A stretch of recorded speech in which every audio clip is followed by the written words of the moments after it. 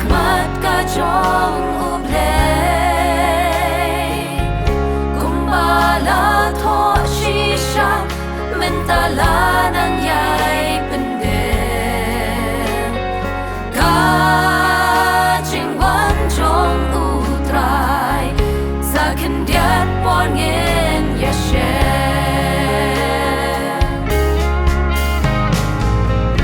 hatu om day shisha kini kisni ba kadu kisni ki jing jen jar kisni jong ki jing ten ju berkat bat yai busan yet ya la ka jong ka jing em kom no yen pen kre ya la di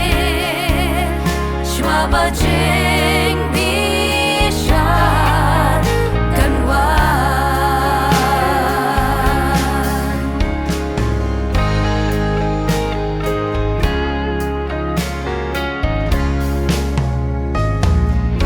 kapola de yangi ban pen thim maya la di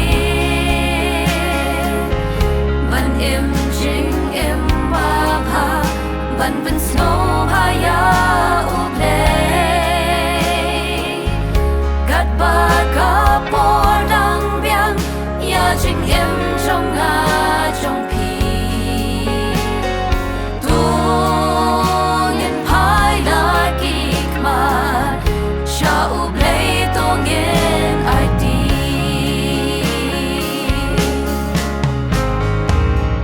hatu om day shisha kini kisni ba kadu kisni ki jing jen jar kisni jong ki jing ten ju berkat bat yai busan yet ya la ka jong ka jing em kom no yen pen kre ya la di shwa ba jing bi sha kan wa shen ngin sa yo i ba utrai un wan hia ha ki lo bleng pernai ya ki riu khut ban wan sha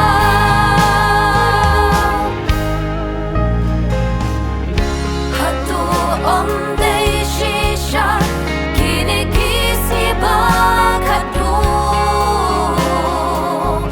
kisni ki jing jen jar kisni jong ki jing ten ju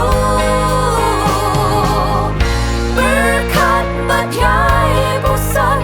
yet ya la ka jong ka jing em kom no yen pen kre ya la di shwa ba jing bi sha kan wa